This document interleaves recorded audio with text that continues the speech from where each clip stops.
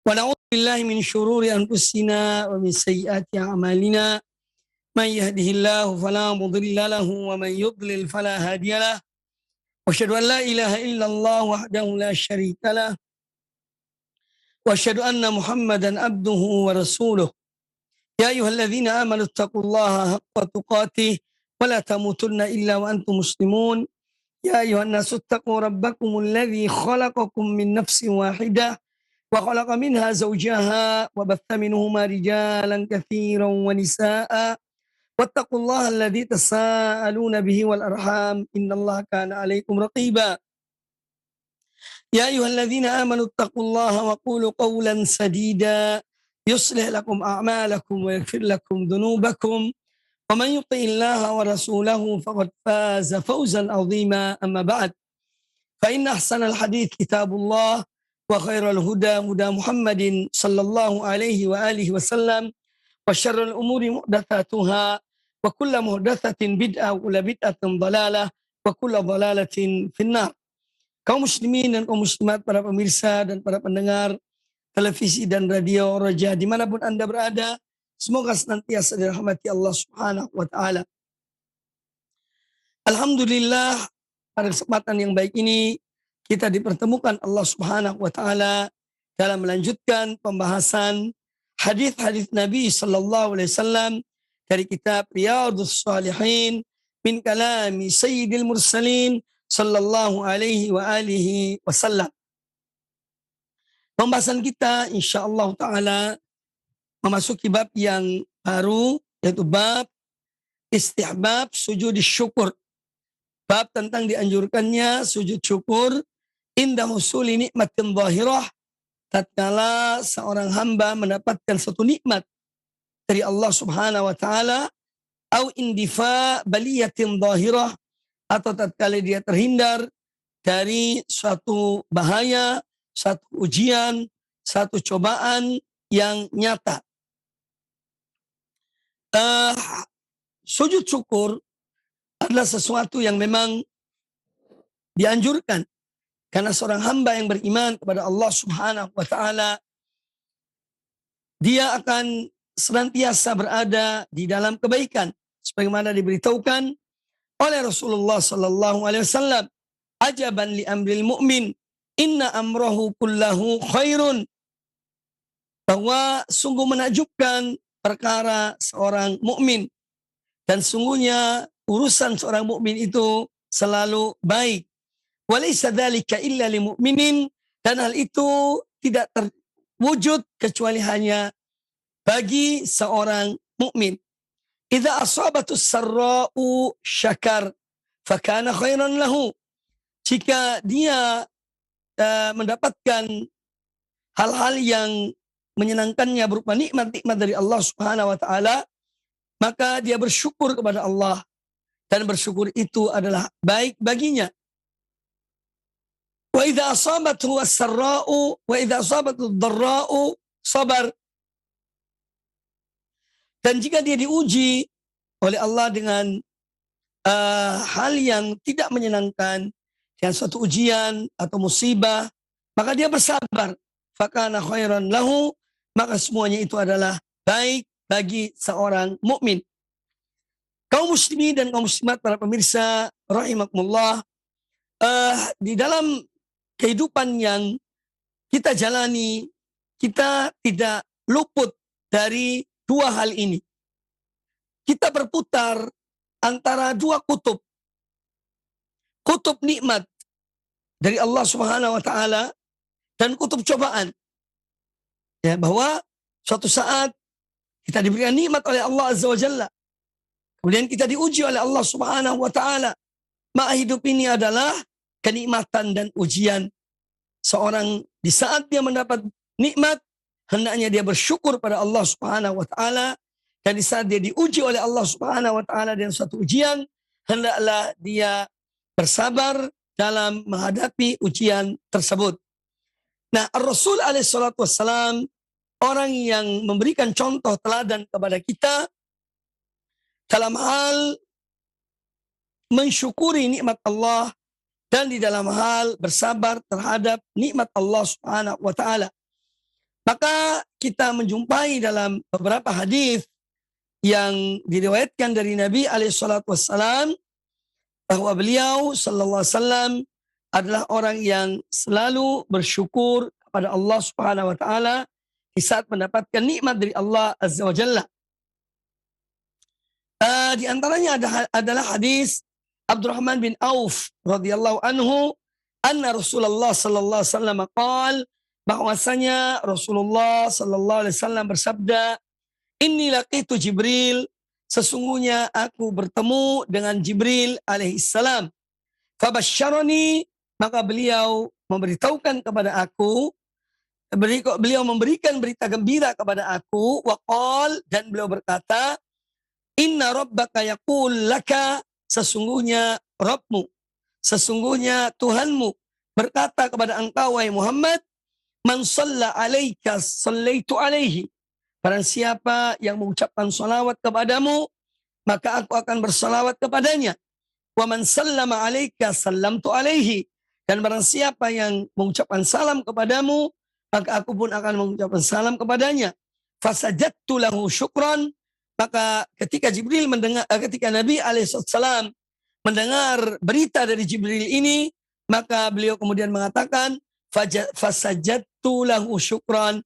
Maka aku pun kemudian sujud kepada Allah dalam rangka mensyukuri nikmat Allah Subhanahu wa taala. Hadis ini diriwayatkan oleh Imam Ahmad bin Hanbal, Al-Hakim, Al-Baihaqi. Namun sebetulnya hadis ini ada kelemahannya. Namun hadis ini adalah didukung oleh beberapa riwayat. Demikian pula para salafus soleh, mereka mengamalkan tentang sujud syukur. Ya, di antaranya adalah Ali bin Abi Thalib radhiyallahu taala anhu, ketika beliau bertemu dengan pimpinan orang-orang Khawarij ya yang telah terbunuh, maka beliau kemudian mensyukuri Allah Subhanahu wa taala. Karena orang-orang itu telah merusak tatanan masyarakat kaum mukminin, kaum muslimin ya dengan mengadakan pemberontakan kepada Amirul Mukminin Ali bin Abi Thalib radhiyallahu taala anhu. Demikian pula Ka'ab bin Malik radhiyallahu taala anhu, dalam kisah beliau yang panjang, beliau bersyukur pada Allah Subhanahu wa taala ketika Rasulullah sallallahu alaihi wasallam mengutus utusan kepada beliau ya, atau ada orang yang datang kepada beliau memberitahukan bahwasanya Allah telah mengampuni mereka, Allah telah menerima taubat mereka. Ini contoh-contoh hadis-hadis Nabi SAW yang menunjukkan bahwa sujud syukur adalah perbuatan yang terpuji. Nah, kalau mungkin ada yang bertanya, apakah sujud syukur itu dilakukan setiap hari? Maka jawabannya tidak. Ya, tetapi seorang dalam wujud mensyukuri nikmat Allah Ta'ala, dan dia mengucapkan syukur pada Allah Ta'ala, memuji Allah, menyanjung Allah, kemudian dia mengerjakan amal-amal kebaikan, amal soleh, ini sudah merupakan salah satu bentuk dari sujud syukur. Adapun seorang mengadakan sujud syukur setiap hari, nah ini memang tidak ada contohnya dari Rasulullah SAW. Apalagi setiap selesai sholat 5 waktu. Kadang-kadang kita jumpai ada orang setelah sholat 5 waktu, dia berzikir, dia duduk, dia berzikir, kemudian setelah akan pergi, dia sujud 1 kali. Ketika ditanya sujud apakah itu? Sujud syukur. Nah, ini sujud seperti ini tidak dicontohkan oleh Rasulullah SAW. Tidak ada riwayat dari Nabi SAW, demikian pula dari para sahabat beliau, bahwa setiap yakni sholat 5 waktu, setelah selesai sholat, kemudian berzikir, lalu sujud 1 kali, kemudian bangun dan pergi. Tidak. Maka sebaik-baik petunjuk adalah petunjuk Rasulullah SAW. Itulah yang terbaik. Mari kita mengikuti beliau. Beliau adalah uswah hasanah. Beliau adalah contoh teladan yang terbaik yang Allah berikan kepada manusia, khususnya kepada umat ini. Maka Nabi SAW adalah contoh teladan bagi kita. Kemudian juga ada hal yang penting berkaitan dengan sujud syukur. Sujud syukur itu yakni ketika misalnya seorang mendapat satu nikmat yang luar biasa, yang dia betul-betul misalnya berharap, kemudian terjadi apa yang diharapkannya, maka dia kemudian sujud syukur. Atau yang kedua, tatkala dia mendapatkan atau selamat dari suatu ujian. Seorang dalam perjalanannya hampir terjadi kecelakaan, misalnya. Kemudian mereka selamat. Maka dia bangun atau keluar dari mobilnya, kemudian sujud syukur pada Allah Subhanahu wa taala. Jadi sujud syukur ini jangan dibuat ini suatu kebiasaan, ya, bahwa pada saat tertentu seorang sujud syukur. Tidak ada contohnya dari Nabi Shallallahu Alaihi Wasallam. Nah, ini hal yang perlu kita perhatikan. Kemudian yang berkaitan juga dengan sujud syukur, bahwa sujud syukur itu hanya satu kali, tidak dua kali, hanya satu kali sujud. Kemudian boleh dalam keadaan menghadap kiblat atau juga dalam keadaan tidak menghadap kiblat. Misalnya seperti contoh seorang dalam keadaan hampir celaka, ya, dalam satu perjalanan. Kemudian mereka selamat atau dia selamat dalam insiden itu, dalam kejadian itu. Maka dia sujud syukur pada Allah Ta'ala. Dia tidak perlu mencari di mana arah kiblat, ya. Tetapi langsung sujud di tempat itu kepada Allah Subhanahu wa taala. Kemudian yang berikutnya juga, bahwa sujud syukur itu tidak disyaratkan seorang harus dalam keadaan bersuci, harus dalam keadaan berwudu, tidak. Tapi begitu dia mendapatkan satu nikmat atau dia terhindar dari satu mara bahaya atau musibah, maka dengan serta-merta dia langsung sujud kepada Allah Subhanahu wa taala untuk mensyukuri nikmat Allah. Ya. Kemudian mungkin ada yang bertanya, yang dibaca ketika sujud syukur itu apa? Para ulama memberikan fatwa dalam hal ini. Saya pernah membaca fatwa dari Syekh Abdul Aziz bin Baz rahimahullah taala.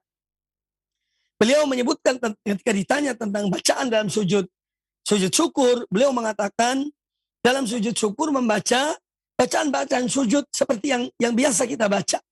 Ya, kita membaca bacaan-bacaan sujud seperti yang kita lakukan ketika sujud. Demikian pula pada waktu sujud tilawah, kita membaca bacaan-bacaan sujud. Boleh juga seorang berdoa pada Allah Subhanahu wa taala ketika dia sujud tilawah.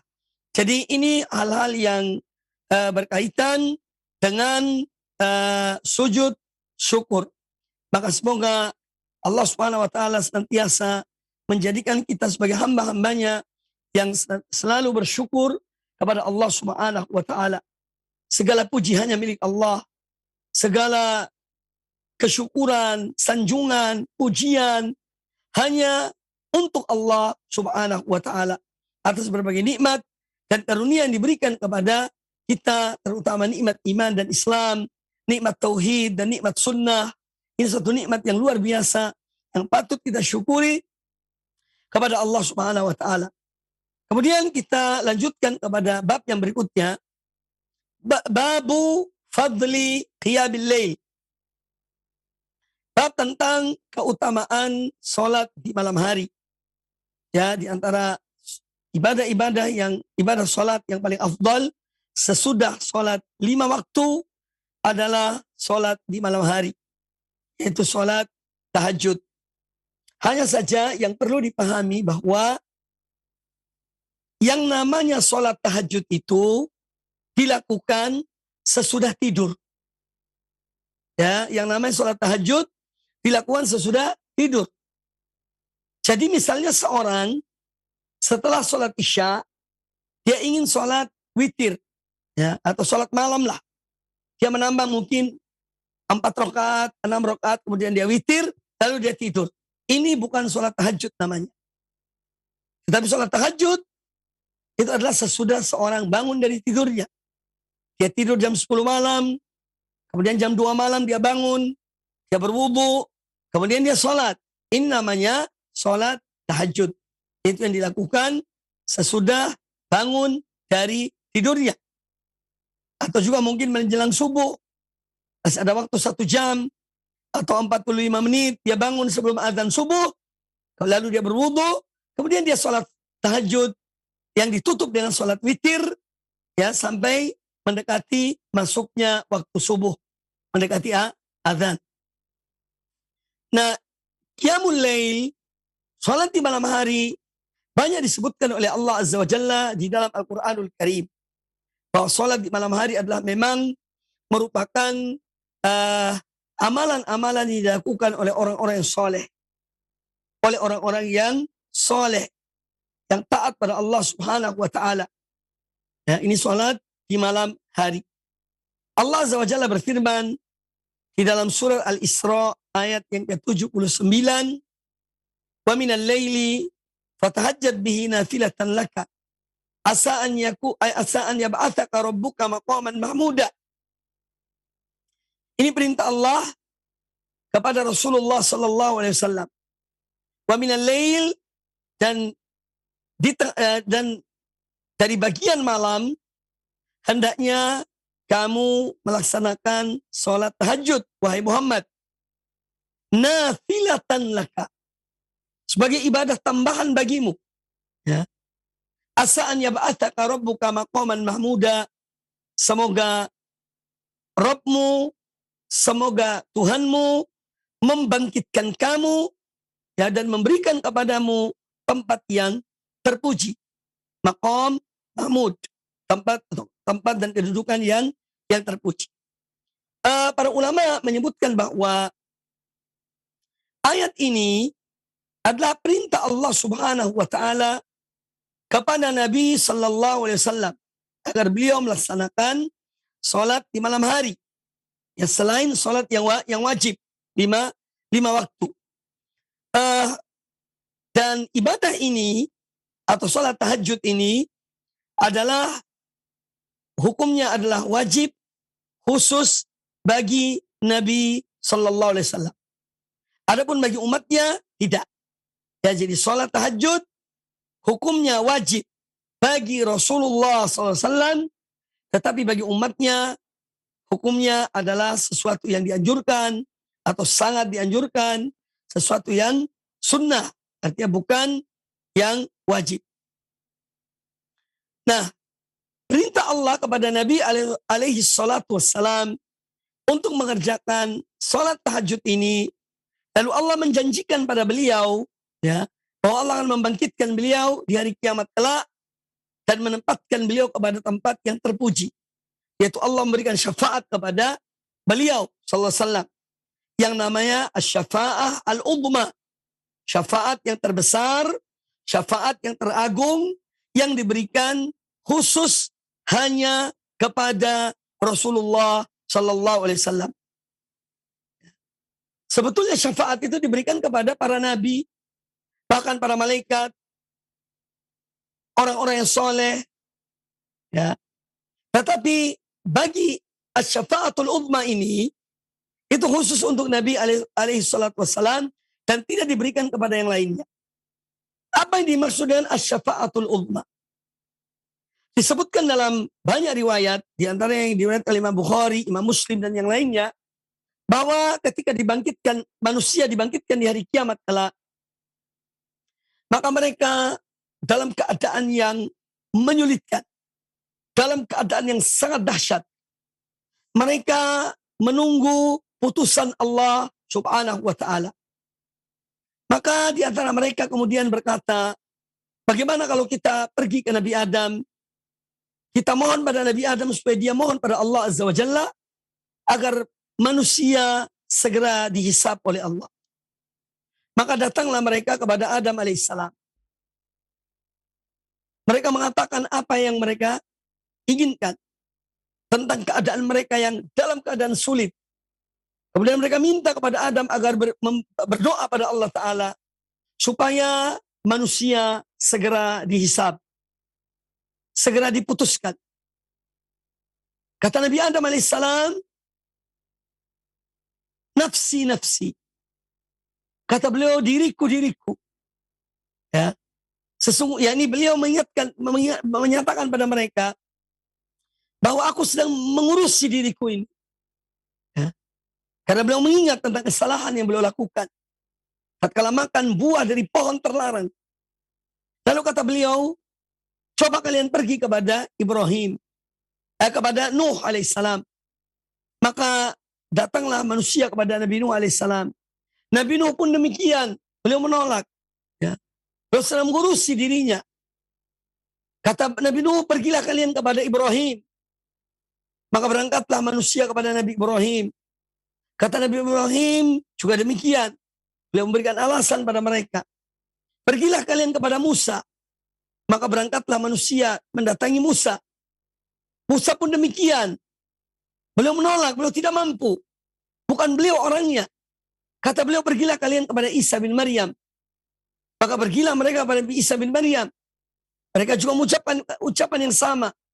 yakni memohon supaya Nabi Isa mohon pada Allah Ta'ala agar manusia segera dihisab. Kata Isa bin Maryam, pergilah kalian kepada Muhammad. Yakni dialah orangnya. Maka mereka datang kepada Rasulullah SAW, ya, meminta kepada beliau untuk berdoa pada Allah Ta'ala agar Allah segera menghisab manusia di hari yang dahsyat itu. Semoga Allah melindungi kita dari dahsyatnya hari itu. Kemudian Nabi SAW sujud pada Allah Ta'ala. Lalu Allah memberikan wahyu kepada beliau dengan pujian-pujian yang beliau ucapkan tidak pernah beliau ucapkan sebelumnya. Beliau memuji Allah Ta'ala. Allah wahyukan pada beliau, yakni pujian-pujian yang tidak pernah beliau ucapkan sebelum itu. Lalu Allah memerintahkan pada beliau, yakni mintalah apa yang kau minta, yakni niscaya aku akan berikan padamu. Maka Nabi SAW kemudian mohon pada Allah Ta'ala agar segera menghisab manusia, menghitung manusia. Dan doa beliau diterima oleh Allah Subhanahu wa Ta'ala. Nah, syafaat ini namanya asy-syafa'atul uzma. Syafaat yang terbesar yang Allah berikan hanya kepada Nabi sallallahu alaihi wasallam dan tidak kepada yang selain beliau dari para rasul. Ya, dan ini suatu kemuliaan yang besar yang Allah berikan kepada Nabi kita Muhammad sallallahu alaihi wasallam. Semoga kita hidup ya di bawah bendera beliau, demikian pula semoga kita mati dalam keadaan beriman kepada beliau, dan semoga kita pun dibangkitkan oleh Allah Ta'ala dan kita berada di hari kiamat kelak di bawah bendera Rasulullah sallallahu alaihi wasallam. Amin ya rabbal alamin. Kemudian ayat yang lain yang dibawakan oleh Al-Imam An-Nawawi rahimahullah ta'ala menjelaskan kepada kita tentang keutamaan sholat di malam hari, yaitu firman Allah dalam surat As-Sajdah ayat yang ke-16. Surat As-Sajdah ayat yang ke-16. Tatajafa junubuhum anil madaji'i yad'una rabbahum khaufan wa tama'a wa mimma razaqnahum yunfiqun. Ya, surat Sajdah ayat yang ke-16.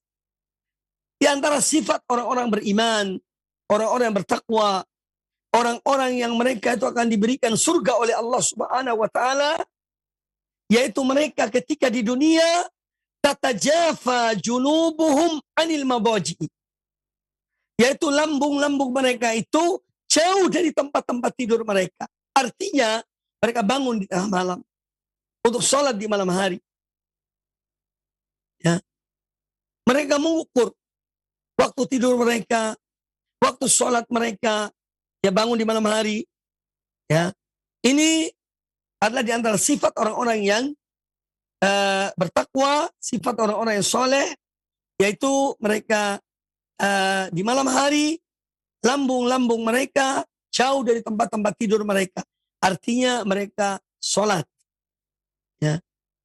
Bukan lambungnya jauh dari punggung, dari lambung mereka jauh dari tempat-tempat tidur mereka, bukan untuk nonton sinetron, bukan untuk nonton Piala Dunia atau yang lainnya, ya. Tetapi jauh dari tempat-tempat tidur mereka itu untuk beribadah pada Allah Ta'ala, ya. Salat di malam hari, Ya, mereka berdiri membaca Al-Quran, ruku dan sujud karena Allah Subhanahu wa Ta'ala. Ini sifat mereka, di antara sifat orang-orang yang bertakwa, orang-orang yang soleh, yang mereka selalu mendekatkan dirinya kepada Allah Subhanahu wa Ta'ala. Nah, Allah memuji di sini. Allah memuji orang-orang beriman ini karena mereka sholat di malam hari.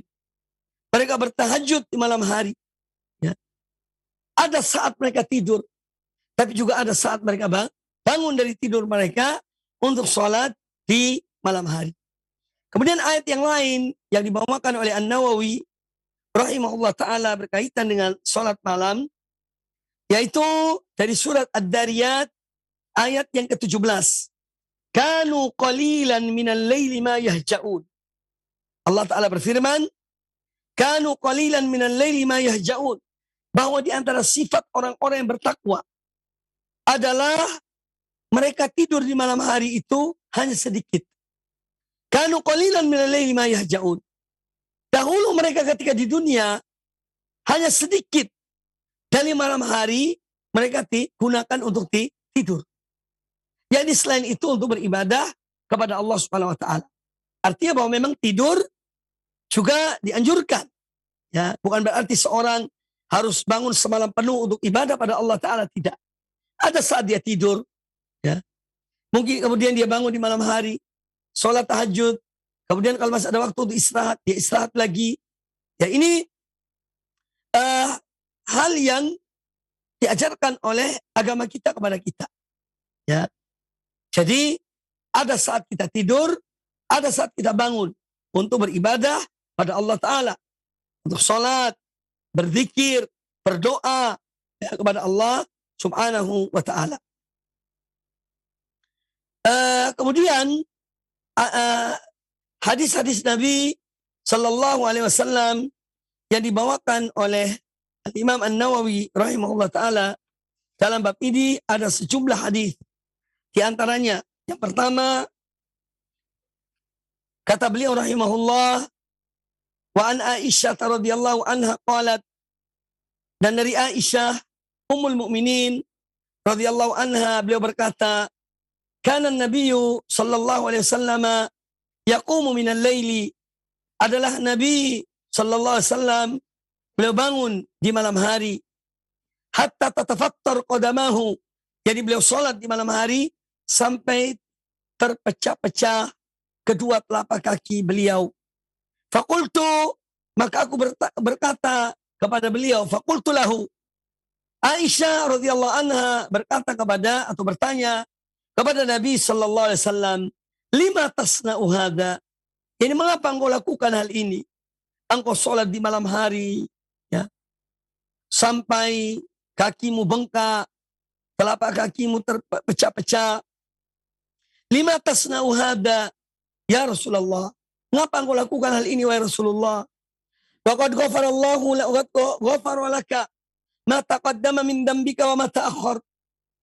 Padahal bahwasanya Allah telah mengampuni akan dosa-dosamu yang terdahulu dan yang kemudian. Ya. Ini pertanyaan Aisyah kepada Nabi alaihi salatu wassalam. Dan yang dimaksud dengan dosa di sini, jangan dibayangkan bahwa Nabi alaihi wasallam berbuat dosa pada Allah Ta'ala, tidak. Hasya wa kalla. Nabi alaihi salatu wassalam tidak pernah bermaksiat pada Allah Subhanahu wa Ta'ala. Ya. Tetapi beliau merasa dengan nikmat yang Allah berikan kepada beliau, yang demikian banyaknya nikmat Allah kepada beliau sallallahu alaihi wasallam, itu dengan kesyukuran yang beliau lakukan kepada Allah Ta'ala belum mencukupi dan tidak akan mencukupi dibandingkan dengan nikmat yang Allah berikan kepada beliau. Makanya beliau selalu ini merasa ya seakan-akan itu hal yang berdosa. Ya.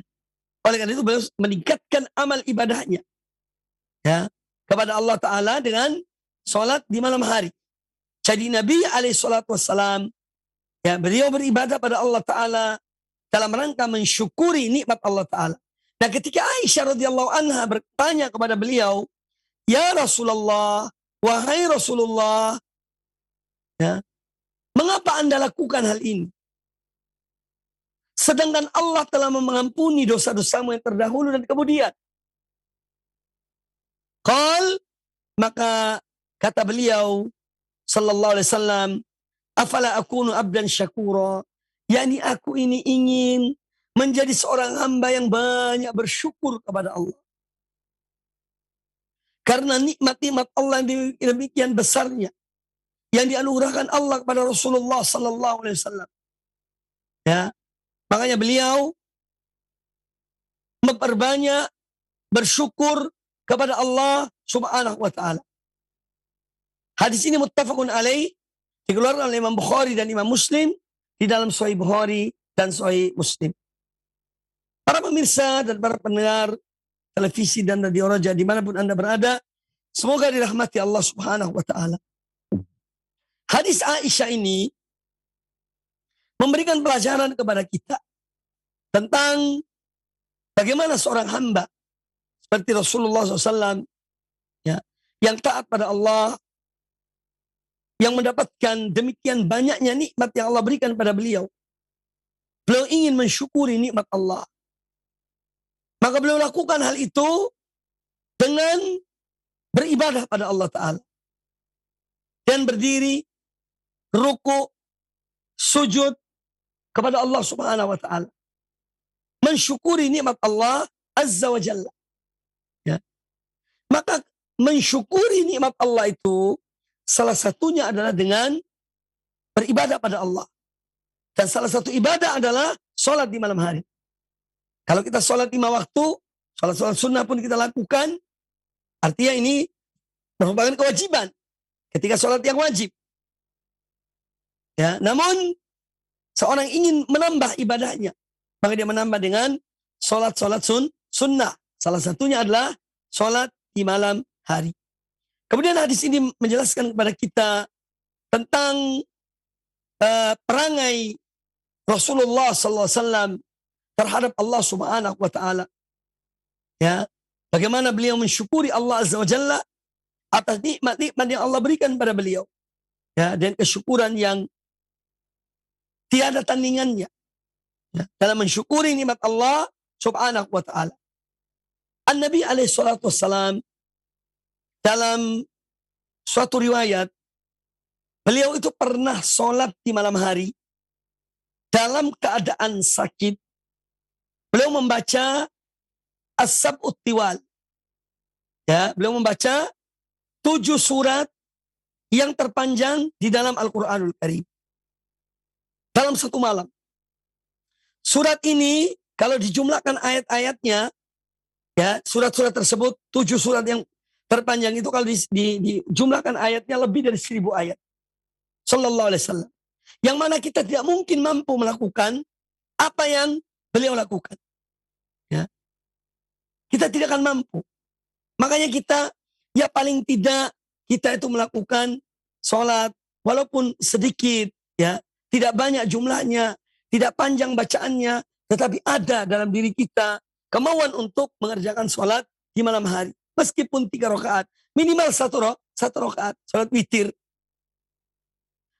Nah, 7 surat yang dibaca oleh Nabi alaihissalam, yaitu surat Al-Baqarah, Ali Imran, An-Nisa, Al-Ma'idah, kemudian Al-An'am, Al-A'raf, dan At-Taubah. Ya. Dan At-Taubah. Ini 7 surat yang terpanjang dalam Al-Quranul Karim. Artinya surat-surat yang banyak jumlah ayatnya. Kalau dijumlahkan lebih dari 1000 ayat. Sallallahu alaihi wasallam. Maka beliau adalah manusia termulia. Tidak ada yang lebih mulia daripada Rasulullah sallallahu alaihi wasallam. Tidak ada yang lebih baik daripada Rasulullah sallallahu alaihi wasallam.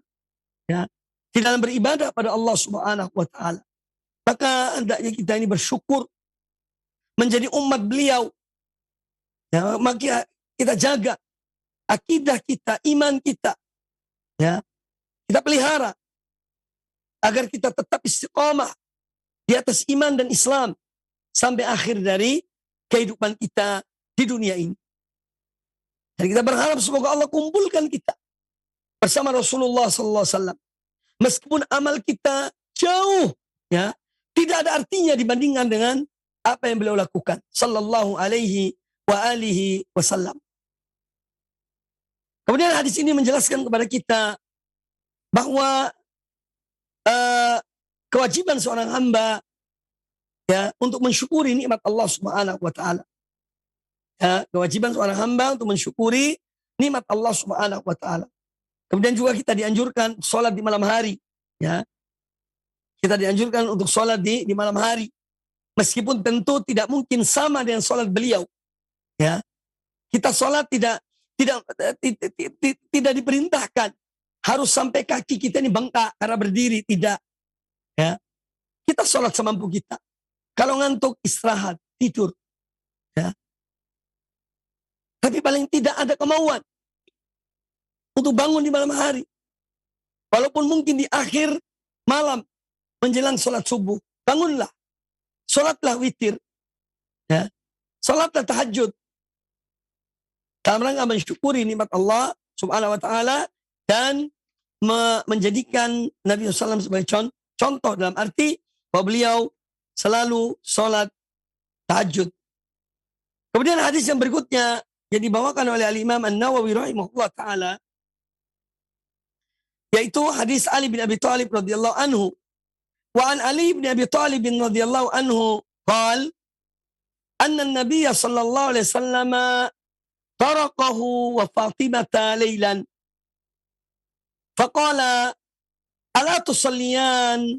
Hadis ini muttafaqun alaih. Muttafaqun alaih dikeluarkan oleh Imam Bukhari dan Imam Muslim. Dari Ali bin Abi Thalib radhiyallahu anhu, beliau berkata bahwasanya Nabi sallallahu alaihi wasallam pernah mengetuk pintu rumah mereka. Ya, pernah beliau mengetuk pintu rumah Ali bin Abi Thalib dan putri beliau Fatimah. Putri Nabi sallallahu alaihi wasallam, Fatimah binti Rasulullah sallallahu alaihi wasallam radhiyallahu anha. Pernah beliau mengetuk pintu mereka di malam hari. Ya. Sambil beliau mengucapkan, ala tusalliyan, tidakkah kalian bangun untuk sholat di malam hari? Ya. Beliau datang di malam hari ke rumah Ali bin Abi Thalib dan Fatimah. Beliau bangunkan mereka untuk sholat di malam hari.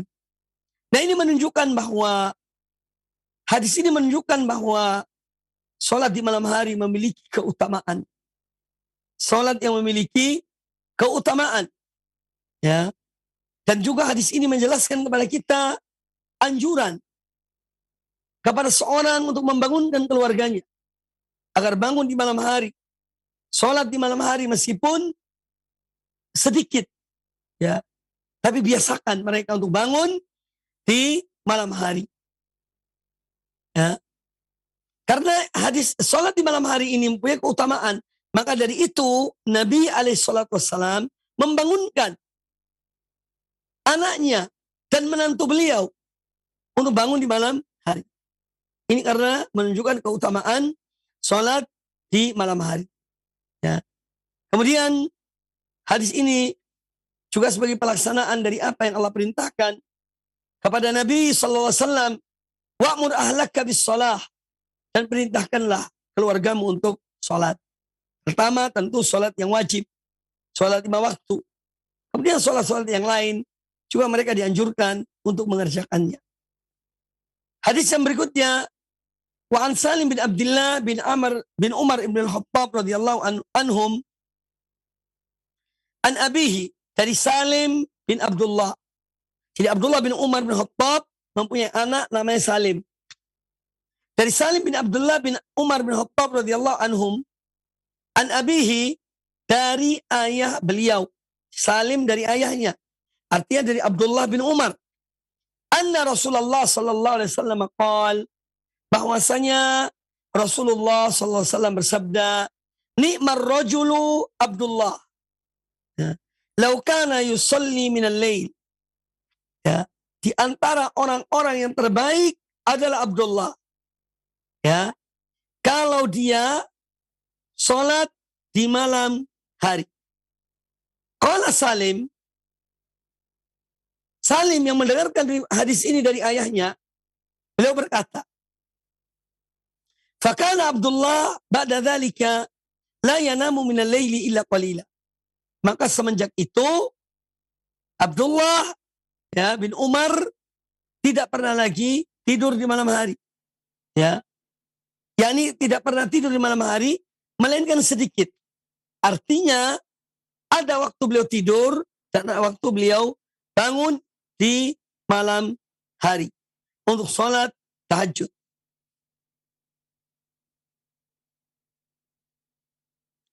Kemudian hadis ini juga menjelaskan kepada kita tentang keutamaan sholat di malam hari. Bahkan Nabi alaihissalam memuji Abdullah, ya, ni'mar rajul Abdullah law kana yusalli minal lail.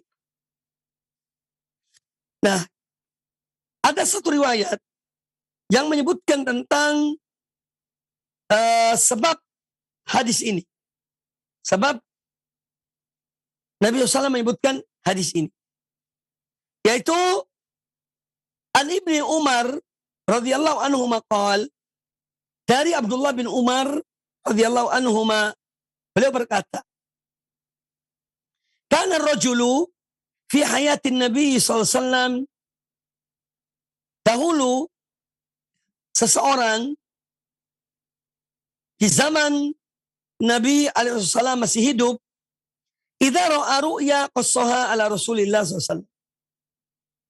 Kalau seorang bermimpi, biasanya mereka ceritakan mimpi mereka kepada Nabi, kepada Rasulullah SAW.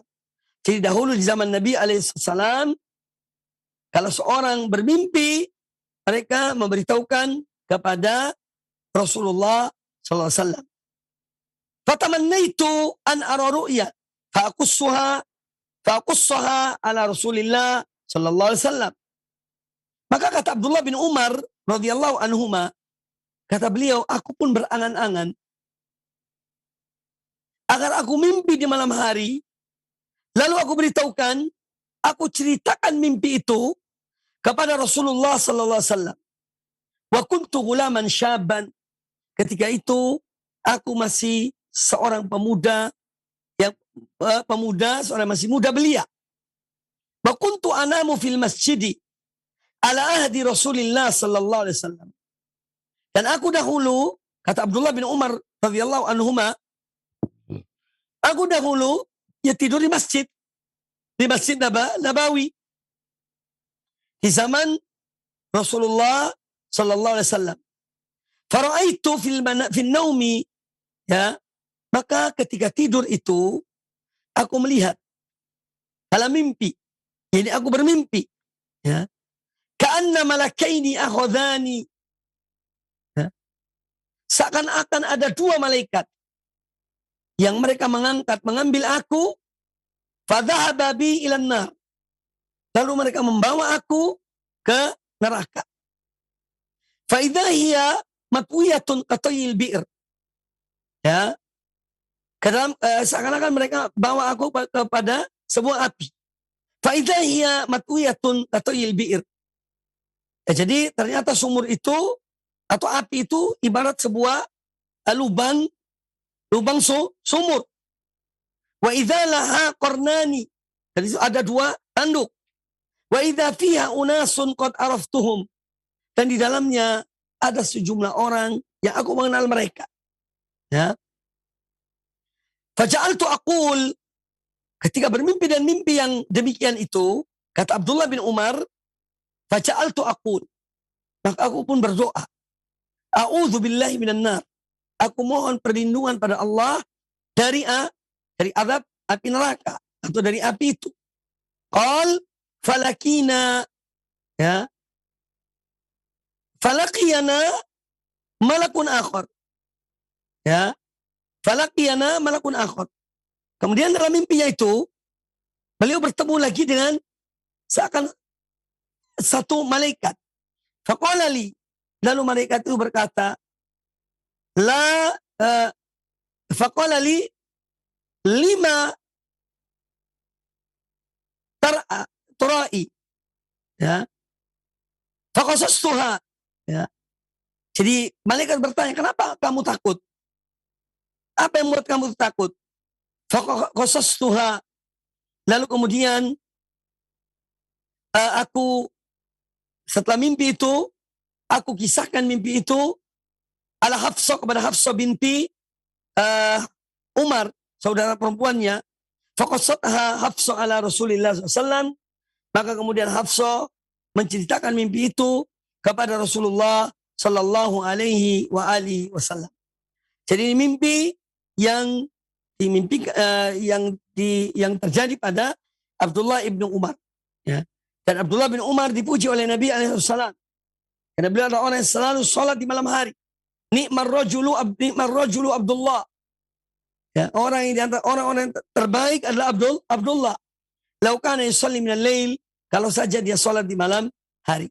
Maka semenjak itu, yakni Abdullah bin Umar sholat di malam hari dan dia tidak meninggalkan sholat di malam hari. Hadis ini menjelaskan kepada kita tentang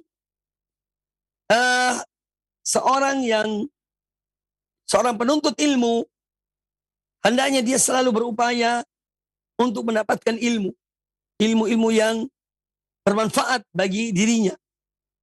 Kemudian hadis ini ketika Nabi Alaihissalam memuji Abdullah bin Umar, ini menunjukkan bahwa bolehnya memuji seseorang, ya, ketika orang itu melaksanakan perintah-perintah Allah, ya, ketika orang itu melaksanakan perintah Allah Subhanahu Wa Taala dan banyak mengerjakan perbuatan yang baik.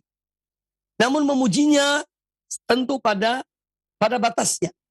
Tidak boleh memuji seorang berlebihan sampai dia itu lupa dirinya yang sewajarnya. Ya, karena kata ni'mah ini pujian. Inna ni'mar rajulu Abdullah. Orang yang paling baik Abdullah ini pujian. Jadi memuji seorang itu boleh selama orang itu tidak terfitnah, ya, dan juga memuji yang sewajarnya, tidak berlebihan, maka itu hal yang dibolehkan. Kemudian hadis ini juga menjelaskan pada kita tentang sholat di malam hari, yaitu adalah hal yang dianjurkan oleh Nabi Alaihissalam. Ya, istirahat juga hal yang diperlukan dalam kehidupan ini. Maka seorang yang akil, yang berakal sehat, seorang yang dewasa, adalah orang yang pandai mengatur waktunya. Ada saat dia untuk tidur, ada saat dia untuk sholat di malam hari. Karena fisik juga mempunyai hak untuk istirahat. Ya. Sehingga dia pun memberikan hak fisik untuk istirahat. Kemudian hadis ini menjelaskan kepada kita tentang bagaimana para sahabat Nabi alaihi salatu wassalam dalam melaksanakan apa yang dianjurkan atau diperintahkan oleh Nabi SAW. Ketika ada orang-orang istiqomah, kalau Rasulullah memerintahkan suatu, mereka kerjakan, mereka amalkan, dan mereka istiqomah di dalam mengamalkan perintah atau anjuran Rasulullah Sallallahu Alaihi Wasallam. Kemudian hadis yang berikutnya, kata Imam An-Nawawi rahimahullah taala, wa an Abdullah ibni Amr ibn al-As radhiyallahu anhuma. Dari Abdullah bin Amr. Kalau sebelumnya Abdullah bin Umar. Ya. Hadis sebelumnya Abdullah bin Umar. Abdullah bin Umar bin Ibn al-Khattab. Hadis yang berikut ini hadis Abdullah bin Amr ibn al-As. Apa beda tulisan Umar dan Amr? Ya. Kalau Umar itu jelas Ain Mim Ra. Itu Umar. Kalau Amr Ain Mim Ra tambah waw. Ya. Jadi kalau ada Ain Mim Ra waw itu namanya, itu dibaca Amr. Kalau Umar tanpa waw, itu perbedaannya. Ya, sehingga tidak keliru kita di dalam membaca misalnya kitab hadis atau membaca ini buku kitab-kitab yang kita baca, harus bisa membedakan antara Umar dan Amr. Ya. Ya. Amr ibn al-As, Umar ibn Khattab, Abdullah bin Umar ibn Khattab, Abdullah bin Amr ibnul As. Ya. Mereka ini yang sahabat-sahabat Rasulullah sallallahu alaihi wasallam. An Abdullah bin Amr ibn al-As radhiyallahu anhuma qala, dari Abdullah bin Amr ibn al-As radhiyallahu anhuma, beliau berkata, qala Rasulullah sallallahu alaihi wasallam, Rasulullah sallallahu alaihi wasallam bersabda, ya Abdullah, la takun mithla fulan. Wahai Abdullah, jangan kamu menyerupai seperti si fulan. Kana yaqumul laila fataraka qiyamal lail. Yang mana dahulu si fulan itu dia sholat di malam hari. Tetapi kemudian dia meninggalkan sholat di malam hari. Hadis ini muttafaqun alaih, dikeluarkan oleh Imam Bukhari dan Imam Muslim dalam Sahih Bukhari dan Sahih Muslim. Nah, hadis ini menjelaskan kepada kita tentang nasihat Rasulullah SAW kepada Abdullah bin Amr ibn As. Ya. Kamu jangan seperti fulan. Fulan itu dahulu dia sholat di malam hari. Tapi kemudian dia meninggalkan sholat di malam hari. Nah, ini menunjukkan bahwa hendaknya seorang kalau sholat di malam hari, hendaknya dia istiqomah dalam sholat di malam hari. Makanya dalam banyak kesempatan sering saya ingatkan, kalau seorang ingin istiqomah dalam satu amal, ya, hendaknya dia mencoba dari amal itu yang ringan. Ya, artinya misalnya seorang bangun di malam hari, di akhir subuh, di akhir malam, menjelang waktu subuh, kurang lebih setengah jam atau 45 menit sebelum azan subuh, bangun berwudu. Setelah berwudu, sholat 2 rakaat. Sholat sunnah wudu misalnya, ya, 2 rakaat. Ya. Kemudian tambah 3 rakaat, sholat witir. Boleh 2 rakaat salam, kemudian tambah 1 rakaat, atau 3 rakaat sekaligus. Sedikit demi sedikit, ya, pelan-pelan. Seorang akan istiqomah. Jangan langsung bangun malam pertama ingin 11 rakaat. Ya. Ini dikhawatirkan nanti seorang itu akan mungkin malas. Atau minimal seorang sholat witir. Bangun sebelum subuh, wudu, kemudian sholat witir 3 rakaat. Sholat witir 3 rakaat. Ya. Jadi seorang apabila ingin berlatih, ya, dalam arti membiasakan sholat malam itu, ambil dari angka yang kecil. Kemudian meningkat. Kalau dalam keadaan payah, ya ambil yang kecil lagi. Karena kadang-kadang seorang itu kalau dia dalam keadaan capek, ya mungkin dari bepergian, dari safar, atau mungkin ada pekerjaan sampai malam hari, ya maka kalaupun dia akan sholat, tidak mengapa dia mengambil angka yang kecil dalam sholat. Nah, ini insya Allah kalau demikian seorang akan istiqomah dalam sholat di malam hari. Ya, dia akan istiqomah. Ya, karena dia mengambil dari yang sedikit, kemudian dia meningkatkan amalnya, sholatnya. Ya, dan amal yang paling dicintai oleh Allah Ta'ala, sedikit tapi berkesinambungan. Sedikit tetapi berkesinambungan. Maka An-Nabi SAW mengingatkan kepada Abdullah bin Amr ibn al-As, supaya beliau tidak berperilaku seperti fulan. Tidak disebutkan namanya di sini. Jangan kamu seperti fulan. Dulu dia sholat di malam hari. Tetapi kemudian dia meninggalkan sholat di malam hari. Nah, ini menunjukkan bahwa kita dianjurkan istiqomah dalam sholat di malam hari. Makanya saya katakan, ya paling tidak atau minimal seorang sholat witir. Itu minimal.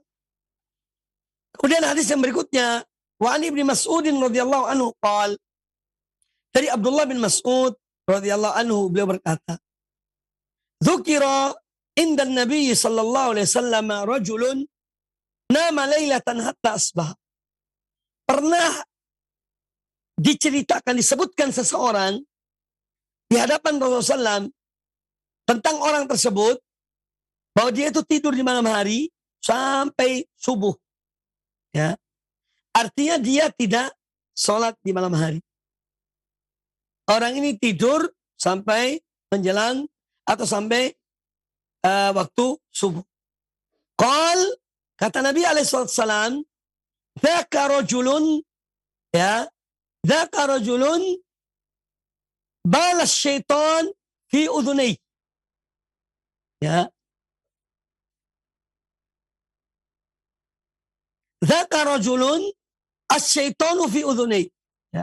Bukan bala tapi asyaitan fi dzaka rajulun balas syaitanu fi udhunai. Dalam satu riwayat, dzaka rajulun balas syaitanu fi udhunihi. Hadis muttafaqun alaih. Ketika diceritakan kepada Nabi SAW, ada seorang yang dia tidur dari malam sampai subuh, yakni dia tidak bangun di malam hari, atau tidak sholat malam, maka Nabi SAW mengatakan, orang itu, orang yang mana dia dikencingi kedua telinganya oleh syaitan. Dalam satu riwayat, dia dikencingi salah satu telinganya oleh syaitan. Jadi, hadis ini menjelaskan kepada kita hal-hal yang di luar kemampuan kita untuk mengetahuinya. Yaitu tentang hal yang gaib. Apa hal yang gaib ini? Bahwa syaitan itu kencing. Ya. Yang memberitahukan ini adalah Rasulullah SAW.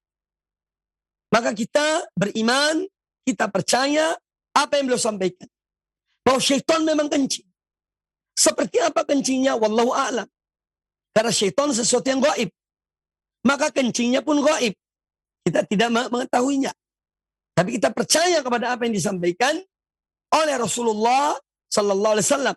Sebagaimana dalam hadis-hadis yang lain. Beliau menceritakan tentang syaitan. Ya, yang dia mempunyai dua tanduk. Ya, yaitu hadis tentang kita dilarang sholat di saat terbitnya matahari. Karena di saat terbitnya matahari itu, matahari terbit di antara dua tanduk syaitan. Dan ketika itu, orang-orang musyrikin sedang sujud kepada matahari. Makanya kita dilarang. Setelah sholat subuh, tidak ada sholat sunnah. Sampai terbitnya matahari, kemudian setelah matahari meninggi, kurang lebih 1 tombak, ya, sepanjang 1 tombak, baru kemudian kita dibolehkan sholat. Jadi di saat terbitnya matahari, tidak boleh sholat. Nah ini berita-berita seperti ini adalah di antara hal-hal yang gaib. Beliau memberitahukan pada kita, syaitan mempunyai tanduk. Tanduknya 2. Ya. Jangan ditanya bagaimana tanduknya. Karena masalah gaib. Kita tidak mengetahui. Dalam hadis ini, beliau memberitahukan pada kita bahwa syaitan kencing. Ya. Maka kita percaya apa yang disampaikan oleh Nabi SAW. Tetapi kita tidak tahu hakikatnya. Ya, karena ini hal yang gaib. Dan kita wajib beriman kepada hal yang gaib. Apalagi yang datangnya dari Rasulullah Sallallahu Alaihi Wasallam. Beliau memberitahukan kita tentang hal ini. Maka kita beriman kepada Rasulullah Sallallahu Alaihi Wasallam karena beliau adalah as-sadiqul masduq. Seorang yang jujur, seorang yang benar perkataannya, dan dibenarkan apa yang beliau sampaikan kepada kita. Kemudian hadis ini juga menjelaskan kepada kita tentang apa? Bahwa bangun di malam hari, paling tidak menjelang subuh, seorang bangun itu untuk sholat, ini termasuk pelindung dari syaitan. Termasuk pelindung dari syaitan. Jadi dia dilindungi oleh Allah Ta'ala dengan bangunnya untuk mengerjakan sholat di malam hari. Kemudian hadis ini memberitahukan kepada kita bahwa hal-hal gaib yang disampaikan oleh Nabi SAW, bagaimana saya jelaskan tadi, tentang syaitan adalah syaitan itu makan, syaitan itu minum, syaitan itu berupaya mengikuti aktivitas-aktivitas manusia. Makanya kita dianjurkan ketika berbuat sesuatu, kita membaca bismillah. Ya, kita membaca bismillah. Karena kalau kita membaca bismillah, syaitan tidak bisa yakni mengambil andil atau ikut dalam aktivitas yang kita lakukan. Ya, jadi kita dianjurkan untuk membaca Bismillah atau ta'awud agar kita terlindung dari syaitan. Ma'asyiral muslimin, kaum muslimin rahimani wa rahimakumullah, syaitan juga mempunyai cara-cara supaya manusia dilupa pada Allah, lalai dari Allah, supaya manusia itu jauh dari Allah Ta'ala. Dia mempunyai cara tersendiri. Salah satunya adalah dengan mengencingi telinga orang yang tidur. Ya. Ini cara syaitan untuk menjadikan orang itu tidak bangun dari tidurnya. Demikian kajian kita pada kesempatan yang baik ini. Hadis-hadis Nabi alaihissalam dalam bab ini tentang keutamaan sholat di malam hari. Masih ada sejumlah hadis dari Rasulullah SAW. Dan insya Allah kita lanjutkan pada pertemuan yang akan datang. Demikian dapat kami sampaikan. Semoga bermanfaat bagi kita semuanya. Lebih kurangnya saya mohon maaf. Aku qouli hadza wallahu ta'ala alam. Dan kami kembalikan ke Jakarta untuk sesi yang berikutnya. Wallahu a'lam. Jazakallahu khairan, kami sampaikan kepada Al-Ustaz Mubarak Ba Mu'alim LCMHI Hafizahullahu Ta'ala yang telah memberikan nasihat kepada kita dari pembahasan kitab Riyadus Shalihin karya Al-Imam An-Nawawi rahimahullahu Ta'ala langsung dari STAI Ali bin Abi Thalib Surabaya. Dan untuk berikutnya kami undang Anda untuk memasuki sesi tanya jawab. Baik Ustaz, kita akan coba angkat pertanyaan pertama melalui pesan WhatsApp dari Ibu Andri di Banyuwangi. Ustaz ingin bertanya, bagaimana orang yang sakit yang mau sholat Ustaz, sedang dia banyak selang di tubuhnya, termasuk selang untuk buang air kencing, dan bagaimana cara tayamumnya? Kadang-kadang di tempat tidur juga ada percikan-percikan najis Ustaz ketika buang air besar. Mohon penjelasannya Ustaz. Pertanyaannya ya, pertanyaan yang bagus, artinya supaya kita ini betul-betul memperhatikan masalah sholat. Karena kewajiban sholat bagi seorang muslim muslimah yang sudah memenuhi syarat untuk sholat, yani akil balik dan seterusnya, itu selama masih ada ingatannya, selama dia masih mengingat, maka dia wajib sholat. Meskipun dalam keadaan sakit. Lain halnya seorang yang sudah koma. Karena sakit koma, dia tidak sadar, maka tidak wajib sholat baginya. Karena memang dia tidak sadar. Tetapi selama dia ingat, wajib sholat baginya. Nah, adapun pertanyaan yang ditanyakan tadi, yaitu ini adalah kewajiban bagi keluarga untuk membersihkan bagian badan yang terkena najis. Ya. Untuk membersihkan bagian badan yang terkena najis. Ini keluarga punya tugas dalam hal itu. Kalau misalnya tidak ada keluarganya, ya mungkin yang lainnya, perawat atau yang lainnya, intinya bahwa orang ini harus dibersihkan. Kemudian diingatkan kepadanya untuk sholat. Kalau bisa tayamumkan dia. Kalau tidak, maka dia sholat dalam keadaan apa adanya. Karena Allah Subhanahu wa Ta'ala berfirman, ittaqullaha mastata'tum. Bertakwalah kamu kepada Allah semampu kamu. Semampu kalian. Maka dia sholat sesuai dengan kondisinya. Ustaz, kalau ada selang, ya, seperti kateter atau yang lainnya di tubuhnya, apa dia tetap sholat? Jawabannya iya. Karena itulah kemampuannya. Tidak mungkin dicabut kateternya itu. Na'udzubillah. Ya. Semoga Allah berikan kita as-sihah wal afiyah. Semoga kita selalu mendapatkan kesehatan, al-afiyah, keselamatan dari Allah Ta'ala. Ya Allah menguji sampai Allah kehendaki. Dan sakit. Di antara ujian-ujian ada sakit. Sampai sakitnya agak parah. Sampai memakai selang.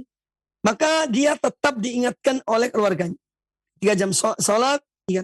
Dan orang yang sakit seperti ini boleh menjamak sholat. Boleh menjamak sholat. Duhur dan asar, maghrib dengan isya. Boleh dijamak. dalam keadaan sakit yang parah. Yang jelas bahwa dia lakukan sholat itu semampunya. Adapun dalam rangka dalam membersihkannya ada yang berkewajiban ya keluarganya atau minta tolong perawat membersihkan najisnya. Bagaimana tentang wudhu tayamumnya? Semampunya. Jika bisa iya, jika tidak maka la yukallifullahu nafsan illa wus'aha. Allah tidak memberi beban pada seorang hamba kecuali sesuai dengan kemampuannya. Salatlah apa adanya, ya. Ini yang difatwakan oleh para ulama tentang orang yang sakit seperti yang digambarkan oleh penanya. Semoga bermanfaat. Wallahu a'lam. Jazakallahu khairan Ustaz atas penjelasannya, dan berikutnya kita akan coba angkat penanya melalui line telepon. Kami persilahkan. Iya. Assalamualaikum warahmatullahi wabarakatuh. Waalaikumsalam warahmatullahi wabarakatuh. Dengan siapa di mana Ibu? Dari Umu Iqbal di Padang, Sumatera Barat. Baik, silakan Umu. Iya. Ingin menanyakan begini Ustaz. Kalau seseorang itu rajin puasa, rajin sholat malam, terus baca Al-Quran, malahan bisa mengajarkan orang, tetapi dia nggak tahu gimana menuntut ilmu kepada Ustadz yang berakidah yang benar Ustaz. Campur-campur istilahnya dia menuntut ilmu gitu Ustaz. Jadi bagaimana solusinya Ustaz dengan orang yang begini? Apakah ibadahnya seperti sholat malamnya, baca Al-Quran dan puasanya, dan menjaga misalnya syirik-syirik yang memang tahu seperti syirik besar gitu Ustaz. Nah, akidah yang tidak menuntut ilmu dengan ustaz-ustaz yang akidahnya ya kadang ke sini gitu Ustaz. Jadi bagaimana dengan amal pahalanya gitu Ustaz. Dan bagaimana menentukan kita menuntut ilmu kepada ustaz yang berakidah yang benar gitu Ustaz. Apakah ada ketentuannya gitu. Itu aja Ustaz. Jazakallahu khair. Barakallahu fiik. Assalamualaikum warahmatullahi wabarakatuh. Waalaikumsalam warahmatullahi wabarakatuh. Tafadhol Ustaz. Memang jika ada orang seperti itu, dan itu banyak sebetulnya, yang orang yang rajin sholat, Masya Allah, sholat malam, sholat tahajud, baca Al-Quran, banyak berzikir, tapi ya itulah, ya kadang-kadang melakukan satu amal, ya juga mungkin tidak berlandaskan pada dalil, bisa melakukan satu amal dengan hadis yang dhaif. Lah orang seperti ini ya mudah-mudahan Allah SWT memberikan petunjuk kepada mereka, ya, dan pada kita semuanya. Kalau kita bisa mengingatkan mereka, maka kita ingatkan. Ya. Kalau kita tidak bisa mengingatkan pada mereka, ya mudah-mudahan pada suatu saat mereka akan mengetahui. Diberi taufik oleh Allah Azza wa Jalla, diberi hidayah oleh Allah Subhanahu wa Ta'ala. Ya. Adapun ketika dia yakni melakukan sesuatu, ya, dia meyakini sesuatu itu misalnya suatu amal itu amal yang benar, atau amal yang dia yakini diterima oleh Allah Ta'ala, ya maka selama dia tidak mengetahuinya, maka dia sebetulnya mempunyai kewajiban untuk belajar dan menuntut ilmu. Dan di sini pentingnya belajar dan menuntut ilmu. Tapi kalaupun tidak, ada hal-hal yang memang seorang hamba itu menyerahkan kepada Allah Subhanahu wa Ta'ala. Ya, apalagi misalnya orang itu belum sampai ilmu kepadanya. Ya, belum sampai ilmu kepadanya. Dia hanya melakukan dengan satu keyakinan penuh pada Allah Subhanahu wa Ta'ala. Maka hal-hal seperti ini, ya, kita tidak bisa memvonis orang ini begini dan begitu, tetapi mudah-mudahan nanti Allah yang menghukumi orang tersebut. Ya. Allah yang menghukumi orang tersebut. Tetapi kalau dia sudah mempunyai kemampuan dan telah untuk mendengarkan ilmu, untuk belajar ilmu, ya, dan dia adalah orang yang bisa membedakan ini yang benar, ini yang tidak, ini yang hak, ini yang batil, ya, maka merupakan kewajiban baginya untuk mengikuti yang hak. Ya, al-haqqu ahaqqu an yuttaba'. Kebenaran itu lebih utama, lebih wajib untuk diikuti. Ya. Hanya saja kadang-kadang orang seperti yang ditanyakan tadi, ada syubhat di kepalanya. Ada hal-hal yang rancu. Sehingga terkadang dia tuh menabrakkan, ya, membenturkan antara satu dalil yang didengarkannya dengan dalil yang lainnya. Nah ini mungkin memerlukan waktu ya untuk ya bisa meluruskan orang yang seperti ini. Ya. Jadi memang tidak gampang, ya, apalagi di zaman yang penuh dengan syubhat, banyak ujian, syubhat, kerancuan-kerancuan yang tersebar di tengah-tengah masyarakat. Tapi mudah-mudahan ketika dia bersemangat beribadah pada Allah Ta'ala, kemudian dia mendengar dari sana dan sini, semoga Allah berikan petunjuk pada orang yang demikian. Ya. Wallahu Ta'ala a'lam. Jazakallahu khairan Ustaz atas penjelasannya, dan kembali kepada pertanyaan melalui pesan WhatsApp Ustaz dari hamba Allah di Kalimantan Tengah. Ingin bertanya Ustaz, apa hukumnya sholat witir 2 kali Ustaz? Dikerjakan pertama di awal malam dan yang berikutnya dikerjakan di akhir malam. Mohon penjelasannya Ustaz. Penjelasannya sangat mudah. Kalau seorang sholat witir 2 kali di satu malam, berarti bukan witir, jadinya genap. Jadi sholat witir itu sholat yang ganjil. Kalau seorang misalnya sudah sholat witir di awal malam, ya misalnya khawatir tidak bangun di malam hari, dia sholat sunnah, ba'da isya 2 rakaat, kemudian dia menambah 3 rakaat sholat witir. Misalnya, ini misalnya saja. Maka misalnya dia bangun di malam hari ingin sholat lagi, cukup dia sholat yang genap. Ya, tidak ditutup lagi dengan witir. Ya, mungkin dia tambah 2 rakaat, 4 rakaat atau 6 rakaat, kemudian selesai. Jangan witir lagi, karena witir sudah dilakukan di awal malam. Jadi kalau seorang ada yang mengerjakan witir 2 kali, ya genap namanya, bukan witir. Wallahu a'lam. Jazakallahu khairan Ustaz atas penjelasannya, dan pertanyaan tadi menjadi penutup Ustaz di kesempatan tanya jawab di pagi hari ini. Mohon ikhtitam dari antum Ustaz. Kaum muslimin, kaum muslimat, para pemirsa dan para pendengar rahimakumullah. Alhamdulillah, mudah-mudahan apa yang disampaikan bermanfaat bagi semuanya. Dan marilah kita senantiasa terus menuntut ilmu, dan ilmu kita amalkan. Karena ilmu yang tidak diamalkan akan menjadi bumerang bagi kita. Dan dia akan menjadi ilmu yang tidak bermanfaat. Ya. Padahal kita berdoa pada Allah Ta'ala, wa'allimni ilman yanfa'uni. Ya Allah, ajarkanlah kepada aku ilmu yang bermanfaat bagi. Ya. Maka mari kita amalkan ilmu yang kita miliki. Kita belajar akidah, kita belajar manhaj, kita belajar ibadah, kita belajar akhlak, dan yang lainnya. Kita berupaya untuk menerapkan ilmu itu. Karena Islam ini bukan hanya teori. Islam ini bukan hanya pameran dalil di atas lisan. Bukan pameran manhaj di atas lisan.